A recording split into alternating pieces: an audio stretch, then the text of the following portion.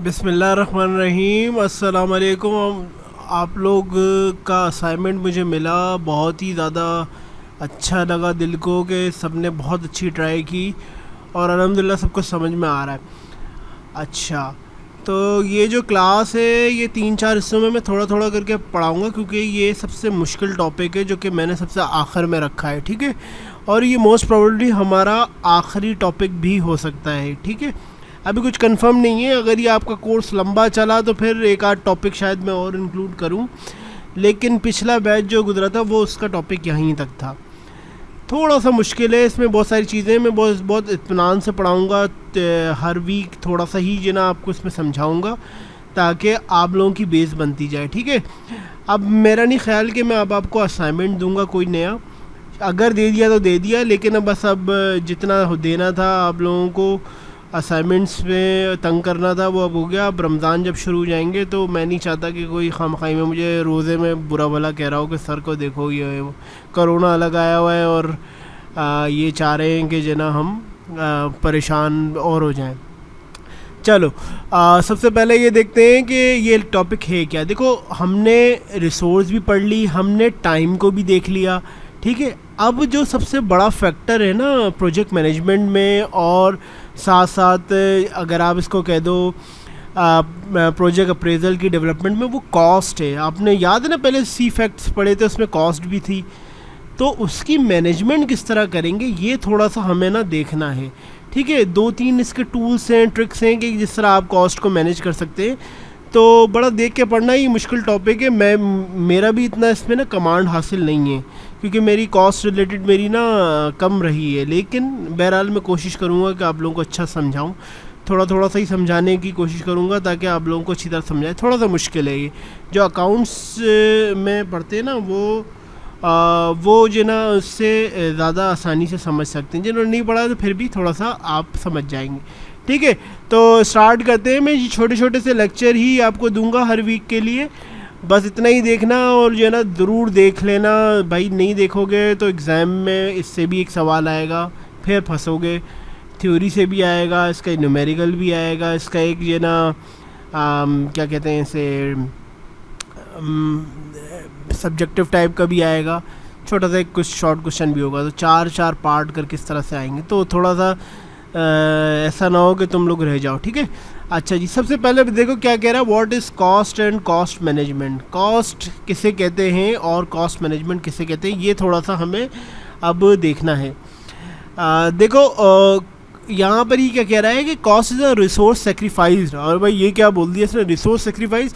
हाँ हाँ बिल्कुल ऐसी। देखो, ऐसी रिसोर्स जिसको आपको कुर्बान करना पड़ता है कोई भी इसके बदले काम कराने के लिए। मिसाल के तौर पे प्रोजेक्ट मैनेजमेंट में आपको कोई भी काम कराना है ना तो उसका पैसा लगेगा। आपने अगर स्वीपर भी रखना है ना किसी प्रोजेक्ट में किसी जगह पे, तो आपको उसको पैसे देने पड़ेंगे।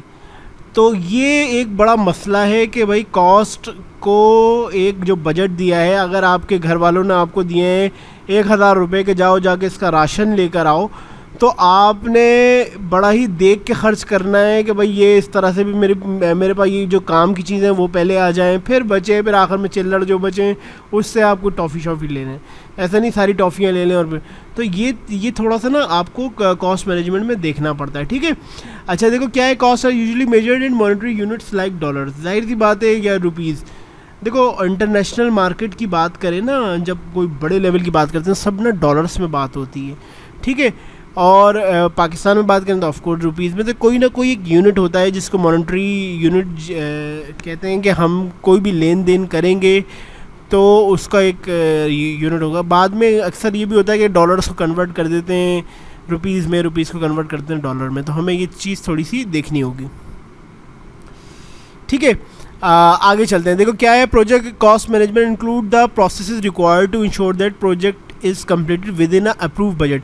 देखो ये है अप्रूव बजट। देखा या अभी देखा तुमने, गवर्नमेंट ने कंस्ट्रक्शन इंडस्ट्री के लिए बजट अप्रूव किया, तो अब जब उन्होंने कह दिया ना, मिसाल को 2 अरब रुपए का बजट दे दिया उन्होंने, तो अब आपके पास सिर्फ 2 ही अरब हैं। अब आप चाहो तो हॉस्पिटल की कंस्ट्रक्शन में लगाओ, चाहे तो उससे रेल ट्रेन्स की मेट्रो बनाने की कंस्ट्रक्शन में लगाओ। तो आपने ये चीज़ देखनी कि अब आपके पैसे इतने ही अलॉट हुए हैं इस साल के लिए। समझ रहे? तो आपने जब पॉलिसी बनाते हैं तो पहले तो हमें ये देखना चाहिए कि बजट कितना है, और ये बजट से कोई दूसरी चीज़ तो मुतासिर नहीं हो रही। मिसाल के तौर पर आपने एक को 2 अरब दे दिए, दूसरे को कुछ नहीं दिया, तालीम पे आपने कुछ नहीं दिया, तो आपकी पॉलिसी गलत हो जाएगी। आपको इसका सर्वे कराना पड़ता है जब आप पॉलिसीज़ बनाते हैं ना, कि भाई क्या चीज़ अभी इंस्टेंट ज़रूरत है, कहाँ पे मैं अपना पैसा लगाऊं। ठीक है, तो ये छोटा सा कॉस्ट का इंट्रोडक्शन था, कॉस्ट मैनेजमेंट का, जिसको आपने सीखना है। ये 1000 रुपये जो मैंने लगाए, ये अभी जब ईद आएगी तो मेरी तरफ से ईद ही है आप लोगों को। अच्छा जी, अब देखो ये 4 चीज़ें ये कह रहा है। देखो हमने सबसे पहले क्या पढ़ी इससे पहले, रिसोर्स प्लानिंग, जिसमें आपने डब्बे शब्बे बनाए थे, ग्राफ वगैरह बना के ज़बरदस्त सा मुझे असाइनमेंट दिया था कि दिल खुश हो गया, सब ने बड़ा अच्छा काम किया, शाबाश। मैं सबसे ज़्यादा इस असाइनमेंट से जो है इंस्पायर हूँ, क्योंकि पिछली क्लास जो थी ना उसने बड़ा गड़बड़ कर दी थी रिसोर्स वाले में ना, तो एग्ज़ाम में भी वो फंस गया था। हालांकि बहुत आसान था, लेकिन जो ना आप लोगों ने बहुत अच्छी तरीके से किया, मुझे बहुत अच्छा लगा। उनको भी वही दिया था कि भाई किया वही दो, लेकिन वो नहीं कर पाए थे, बड़ा उनके लिए प्रॉब्लम हुई थी। इसका तो इस कॉस्ट का तो मैं असाइनमेंट नहीं दूंगा। तो देखो ऐसा है कि जहाँ तक तुम लोगों को असाइनमेंट करने को मिले तो तुम्हारी समहाउ प्रैक्टिस हो गई। अब मैं इसका असाइनमेंट नहीं दूंगा तो तुम लोगों को हवा से ऊपर से निकल जाएगा, तो फिर फंसना नहीं। ऐसा नहीं करना कि बैठ के जो ना तुम कह रहे हो कि यार ये क्या हो गया, अब हमें समझ में ही नहीं आया। जब तक करोगे नहीं ना तब तक समझ में नहीं आएगा, ठीक है। लेकिन अब इतना असाइनमेंट नहीं देना है मुझे, बहुत हो गया असाइनमेंट। तो तुम लोगों ने सिर्फ ये अब ख़ुद से करना चाहो, और मैं रेकमेंड करूँगा करके देखना, जो आगे चीज़ें आएंगी वो हमारी अगली क्लासेस में आएंगी, ठीक है। सबसे पहले क्या है, रिसोर्स प्लानिंग के हमने की थी कि determining what resource and quantities of them should be used. हमने सबसे पहले ये देख लिया था कि भाई कितने ट्रक लगेंगे, कितने ट्रॉले लगेंगे, कितने क्रेनें लगेंगी, ये सब आपने जो है ना पहले एक एस्टिमेट कर लिया कि यार मुझे ये काम सबसे पहले टाइम आया कि 1 साल में काम करना है। फिर आपने देखा यार ये प्रोजेक्ट है 1 साल में करने के लिए, तो मुझे क्रेनें लानी पड़ेगी, बंदों को हाथ से तो नहीं उठा सकते, तो क्रेनों के पैसे भी होंगे। तो आपने पहले रिसोर्सेज के देख ली, यार मैं 3 क्रेनें जो है ना लाना चाह रहा हूँ। अब आपने क्या किया, इसकी कॉस्ट एस्टिमेटिंग। नंबर 2 पॉइंट क्या है कि develop an estimate of the cost and resource need to be complete a project. फिर आपने कहा यार मेरे पास 200 रुपये हैं, तो मैं एक मिसाल दे रहा हूँ कि 200 रुपये हैं, तो आप जो है ना कोई काम जल्दी कराने के लिए उसको 400 रुपये दे सकते हो कि नहीं, अगर वो इतना इम्पोर्टेंट काम है। कहीं और से आप बचा लो, यहाँ से आगे जो ना कर दो। तो ये जो कॉस्ट एस्टिमेशन है ना, ये बहुत हाई लेवल का गेम है। यानी ना क्या होता है, CCA वाले, CCA वाले ये करते हैं, सही है। तो हमें ये सब एस्टिमेशन वगैरह नहीं करनी। ये देखो सिविल इंजीनियरिंग या मैकेनिकल इंजीनियरिंग वालों को कॉस्ट एस्टिमेशन थोड़ी बहुत आती है, जो कि अपनी फील्ड से रिलेटेड है। लेकिन हम यहाँ पर ना बड़ी लेवल की बात कर रहे हैं, पूरे मुल्क की, पूरे सूबे की कॉस्ट एस्टिमेशन करनी है कि खाना कितना सप्लाई होगा। ये बहुत बड़े लेवल की गेम है। इस पर कंपनीज़ आती हैं बड़ी बड़ी, वो ये काम करती हैं, सर्वे कराती हैं, देखती हैं पिछली दफ़ा कितनी खपत हुई थी, इस दफ़ा कितनी है। जब बजट पेश होता है ना हर जून जुलाई में हमेशा हर साल, तो ये वो एस्टिमेट कर। फिर क्या है, कॉस्ट बजटिंग। जब आपको पता लग गया ना एस्टिमेट के कितनी चाहिए, फिर आप उसको अलॉट कर देते हैं, एलोकेट कर देते हैं कि भाई मेरे पास 100 रुपये थे, इसमें से इस साल में 20 रुपये खर्च करूँगा, तो मैं 20 रुपये आपको दे रहा हूँ, आप खर्च करें। तो ये एलोकेट कर रहे हैं 20 रुपये आप। तो आपने फिर तीसरी चीज़ क्या करते हैं, कॉस्ट बजटिंग कर देते हैं, ठीक है। चौथी और मोस्ट इम्पॉर्टेंट चीज़ क्या है, कॉस्ट कंट्रोलिंग। देखो अगर आपने 20 रुपये बजट दे दिया है ना, तो अब आप ऐसी छोड़ नहीं दोगे। महंगाई बढ़ गई, या जो ना 2 बंदों को आपने गलती से हायर कर लिया, तो 20 रुपये 30 रुपये भी बन सकते हैं। तो आपको उस कॉस्ट को कंट्रोल और मॉनिटर करना पड़ता है कि भाई मैंने जो ये सोचा था, तखमीना लगाया था, वो उतना ही रहे, ना कि जो ना उससे ज़्यादा बढ़ जाए। क्लियर है। तो आपने ये 4 स्टेप्स होते हैं कॉस्ट मैनेजमेंट के प्रोसेस की, कि आपने रिसोर्स की पहले प्लानिंग की थी, फिर आपने उसकी कॉस्ट एस्टिमेशन की कि भाई उन रिसोर्स के में कितना तखमीना आएगा, फिर आपने उसको बजट कर दिया, यानी एलोकेट कर दिया कि हाँ यार ये लो पैसे, तुम्हें मेरा बजट इतना है, तुम इतना जो ना ये पैसे ले लो। फिर क्या है, उस पैसे को आपने मॉनिटर करना शुरू कर दिया कि भाई इतने ही पैसे में काम हो जाना चाहिए, ज़्यादा पैसे नहीं लगे। आप ऊपर का फर्स्ट फ्लोर बनवा रहे हैं अपने घर का, तो आपके पास जो ना समझे 20 लाख रुपए पड़े हैं, तो आपके पास पैसे ही नहीं है, और तो आप ये चाह रहे हैं कि यार पहले क्या है कि जरा छत बन जाए, वो छत कह रहा हूँ, स्ट्रक्चर बन जाए, उसके बाद मैं ऐसा ऐसा फिनिश कराते रहूँगा। तो आपने अपने कॉस्ट को बड़ा देख के चलना होता है, कब कहाँ पे क्या कौन सी कॉस्ट लगानी है। पता चला अभी स्ट्रक्चर बना नहीं है आपका, यानी कंक्रीट का स्ट्रक्चर बना नहीं है, आपने टाइलें ला के जो ना इटालियन मार्बल और जो ना ये सब ला के रख दिया, लो आपके पास पैसे भी ख़त्म हो गए, आपने जो ना चीज़ भी मंगा ली। तो ये बड़ा देखना होता है कौन सी चीज़ कब ख़त्म होगी। देखो पाकिस्तान में इतनी गंदगी क्यों है, ये इसीलिए है पाकिस्तान में गंदगी, क्योंकि मेंटेनेंस की कॉस्ट की बजटिंग नहीं होती। ठीक है, एक फैसिलिटी बन गई, उसके बाद उसको मेंटेन करने के लिए, उसको पौधे जो आपने लगाए थे उसको ज़िंदगी भर पानी देने के लिए, पानी देना एक रिसोर्स है ना वो, यानी मिसाल के तौर पर टैंकर आएगा, टैंक फिल होगा, फिर मोटर चलेगी तो बिजली इसकी खर्च होगी, ये सब रिसोर्स जो ना पैसे मांग रही हैं, तो आपको कॉस्ट कंट्रोल करना पड़ती है। तो यहाँ पर कॉस्ट कंट्रोल किस तरह होती है कि वो काम करो ही नहीं, तो ये बड़ा जो ना जी। तो ये दो आपको मेरे ख्याल में स्लाइडें समझ में आएगी, हम ज़्यादा आज नहीं पढ़ेंगे, थोड़ी सी ही पढ़ेंगे, आहिस्ता आहिस्ता करके चलेंगे ताकि जो है आप आगे आसानी से समझें। ठीक है, अच्छा जी, अब देखो क्या है basic principle of cost management. मैं आपको कोई छोटा सा भी बिजनेस माइंड यहाँ पर बैठा होगा ना आपका, तो आपका जो छोटा सा पीछे भेजा होगा उसमें क्लियर होना यार कि ये प्रॉफिट्स किसे कहते हैं और रेवेन्यू किसे कहते हैं और एक्सपेंसेस किसे कहते हैं। ये बहुत सिंपल सा रूल है। देखो मैं तुम्हें एक एक्सेल में समझाता हूँ, सही है, ठीक है, ये ऐसे ही मैं बना रहा हूँ तुम्हें समझाने के लिए। ठीक है, तुम यहाँ से जो ना मिसाल के तौर पे चेयर्स लेकर आए, सही है, तुम चेयर्स जो ना, तुम रिटेलर हो एक, यानी तुम क्या करने गए कि जो ना बाज़ार से चेयर्स ख़रीद के आगे बेचना चाह रहे हो। तुम्हारा दराज में तुमने दराज.pk मैंने एक स्टोर बना दिया कि प्लास्टिक की चेयर्स लाऊंगा और बेचूंगा, सही है। अब तुम सबसे पहले क्या किया, तुम मार्केट गए ना, तो तुमने यहाँ पर एक एक्सपेंस लिस्ट बना लेते हैं, सही है, एक्सपेंस, ठीक है। अब तुम जब मार्केट गए ना तो उसमें तुम्हें पता लगा कि जाने आने का किराया ना, जो तुम्हारा फ्यूल खर्च हुआ ना, वो 250 रुपये खर्च हुए, ठीक है, जाने आने का तुमने ये कर दिया। अच्छा, उसके बाद क्या हुआ, यहाँ पे देखो, यहाँ पे कह रहा है रेवेन्यू कितना इसने कमाया, देखो आगे,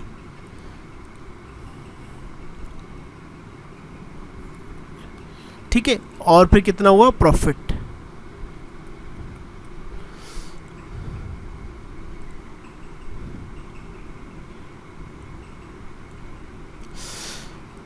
ठीक है, देखो मेरे घर में बैठा हुआ ना, कोई आवाज़ आता है तो मुझे पॉज करना पड़ता है अक्सर, सही है।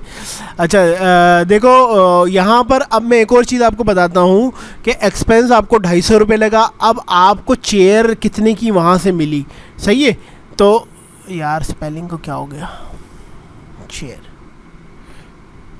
क्या हो गया, चेयर, ठीक है, आपको पड़ी 500 रुपये की चेयर। आप रिटेलर है ना, आप किसी से लेकर आ रहे हैं, सही है। तो अब देखो इसकी टोटल कॉस्ट कितनी बनी है, ठीक है, टोटल कॉस्ट, जाहिर सी बात है कि कितनी बनी इसकी, ये चेयर की ओरिजिनल प्राइस कितनी थी ये, उसमें तुम्हारा जो ना खर्चा कितना लग गया ये, तो तुम्हारे पास पता ये चला तुम्हें कि 750 रुपये की तुम्हें ये चेयर पड़ रही है वहाँ से, ठीक है। अब क्या करना है, तुमने टोटल कॉस्ट में तुमने कहा यार मेरा प्रॉफिट जो है, एक मैं मिसाल दे रहा हूँ, वो कह रहा है, आपने कहा कि यार मैं इसका 10% ले लेता हूँ, यानी अक्सर ये क्या किया जाता है, इसको 10% ले लेते हैं ना, 0.10 से मैं मल्टीप्लाई कर देता हूँ, तो 75 रुपीज़। तो आपको पता लगेगा कि यार 75 रुपीज़ का मैं, इसको ज़रा डील करते हैं, 75 रुपीज़ का मैं प्रॉफिट ले लेता हूँ। अब देखो आप जब बेचने जाओगे ना, प्राइस का मैं बता रहा हूँ कि प्राइस बनी किस तरह, तो आप अब इसको बेचने जाओगे किस तरह, 750 में, यानी इसकी प्राइस कितनी तो आपने बना ली। ये एक सिर्फ मैं मिसाल दे रहा हूँ तुम्हें, कोई ज़रूरी नहीं है कि यही चीज़ हो और ऐसा, ये एक तरीका, वन ऑफ द वे मैं आपको से समझा रहा हूँ कि प्राइस किसी भी चीज़ की बनती किस तरह है। ये प्राइस बनी आपकी 825 रुपये की, ठीक है। अब एक बंदा आया, उसने आपसे क्या किया, सेल आपकी जना क्या हुई, आपसे उसने 825, यहाँ रिकॉर्ड हो भी रहा है या नहीं, हाँ हो रहा है, 825 की आपसे उसने ख़रीद ली, यानी आपसे ख़रीद ली।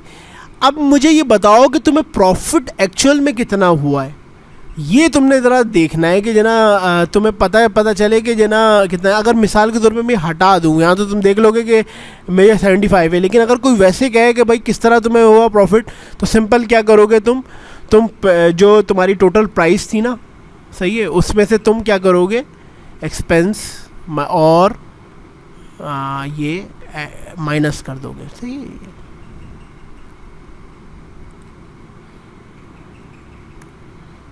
यानी आपको प्रॉफिट 75 रुपीज़ हुआ इसमें। तो ये प्राइस बनाने के लिए ना एक छोटा सा तरीका मैंने बताया कि कॉस्टिंग किस तरह होती है। तो पता ये चला कि अगर मैं रेवेन्यू यानी सेल्स, सही है, इसको सेल्स भी लोग कहते हैं, एक ही बात है, सही है, सेल्स, इसको मैं अगर माइनस कर दूं, मतलब कॉस्ट प्लस प्रॉफिट कर दूं, तो यानी जो भी मेरी कॉस्ट या एक्सपेंस पड़े थे, कॉस्ट कह लो, ये सब ना कॉस्ट है, टोटल कॉस्ट जो थी ना ये 750, सही है, तो ये टोटल कॉस्ट कह लो, इसको टी कॉस्ट कह लो, ठीक है। तो यानी इसका मतलब ये हुआ कि टोटल कॉस्ट में अगर तुम प्रॉफिट ऐड कर दो तो वो सेल्स कहलाती है। अब मैं अगर इसको उल्टा कर दूं कि तुम्हें प्रॉफिट चाहिए, तो तुम क्या करोगे, रेवेन्यू को माइनस कर दो टोटल कॉस्ट से, सही है, तो ये तुम्हें क्या पता लग जाएगा, प्रॉफिट। यही मैंने ऊपर करने की कोशिश की, बहुत सीधी सी बात है। मैंने एक मिसाल से समझाया कि तुम जब अपना बिज़नेस करोगे ना, तो प्राइस इस तरह से कम से कम रखना, ये तुम्हारे ऊपर होता है कितना, तो तुम्हें पता लग गया 75। अब प्रॉफिट पता लगना है, तो तुमने मिसाल के तौर पर रेवेन्यू तुम्हारा 825 था, 825 था, और टोटल कॉस्ट तुम्हारी 750 थी, सही है। तो इधर तुमने इसको अगर माइनस कर दोगे तो तुम्हें इसका प्रॉफिट पता लग जाएगा। तो ये एक छोटी सी इक्वेशन कहते हैं हम इसे, सेल्स कह लो या प्रॉफिट कह लो, कुछ भी कह लो, सही है, और सेल्स कह लो या रेवेन्यू कह लो, प्रॉफिट नहीं, सेल्स कह लो या रेवेन्यू। तो तुम्हें ये पता लगता है कि तुम इन तीन से गेम कर सकते हो, यानी तुम्हें पता लग जाएगा भाई रेवेन्यू किसे कहते हैं, टोटल कॉस्ट किसे कहते हैं, प्रॉफिट किसे कहते हैं, ठीक है। तो यही चीज़ यहाँ पर छोटी सी लिखी हुई है कि profits are revenue minus expenses, जो मैंने यहाँ पर लिखा था, तुम्हारा कहाँ गया, प्रॉफिट क्या है, रेवेन्यू माइनस एक्सपेंसेस या टोटल कॉस्ट, ठीक है। अच्छा जी, अब क्या है कि life cycle costing estimating the cost of a project plus the maintenance cost of the product is produce. देखो ये लाइफ साइकिल बता रहा है कि मेंटेनेंस की मैंने मिसाल नहीं दी थी कि मेंटेनेंस की कॉस्ट भी इसमें शामिल होनी चाहिए। पाकिस्तान में क्या होता है, मेंटेनेंस की कॉस्ट को नहीं लिया जाता, ठीक है। अब देखो इन्होंने कहा कैश फ्लो एनालिसिस, ये हम आगे सीखेंगे कैश फ्लो एनालिसिस किस तरह होता है, सही है। मैंने जो कोविड-19 का जो दिया था ना ग्राफ, आप लोग करते यार सर को तो ऐसी मज़े सूझे में खामखाई में जो ना हमें दे दिया ये, नहीं, आगे ग्राफ्स आने हैं, इस वजह से मैं जो ना, और एग्ज़ाम में भी मैं ग्राफ पूछता हूँ कि क्या लिखा है बताओ ज़रा, और ज़िंदगी भर आप ग्राफ्स ही पढ़ते रहेंगे अगर आप मैनेजमेंट में आएँ, ठीक है। तो अगर जिसको नहीं आता ना पढ़ना, ज़रूर पढ़ना सीखे ग्राफ। तो ये कैश फ्लो एनालिसिस जो है ना, हम इसमें करके देखते हैं कि कितना इनफ्लो हुआ, कितना आउटफ्लो हुआ, ये सारी चीज़ें करके देखते हैं, वो हम बाद में सीखेंगे आगे, ठीक है। Benefit and cost can be tangible और इनटेंजिबल, डायरेक्ट और इनडायरेक्ट।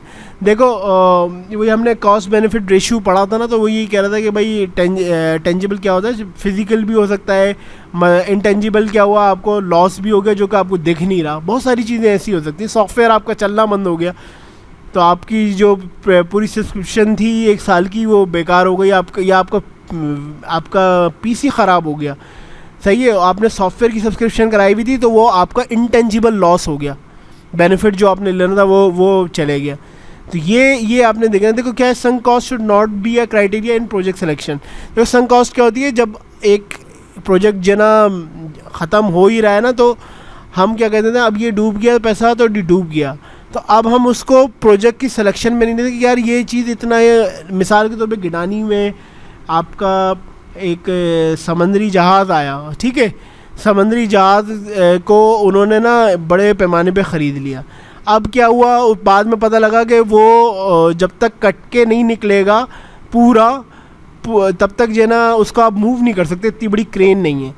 तो अब क्या है कि वो जो खड़ा हुआ है ना, वो उसकी संक कॉस्ट है, यानी वो पोर्ट पे जो उसको लग रही होगी ना कॉस्ट, मिसाल के तौर पे कि रेंट लग रहा होगा कि यार इसको आपने 3 दिन तक क्यों नहीं जो है ना पोर्ट पर खड़ा रखा, तो आपको वो कॉस्ट जो है ना संक डूब रही होगी। लेकिन क्योंकि आपको ने वहाँ पे गिडानी में काम करना है, वो ब्रेकिंग करनी हो तो टाइम लेगी, तो आपने संक कॉस्ट को अलग से ही रख दिया था कि भाई मैं इसको शामिल ही नहीं करूँगा।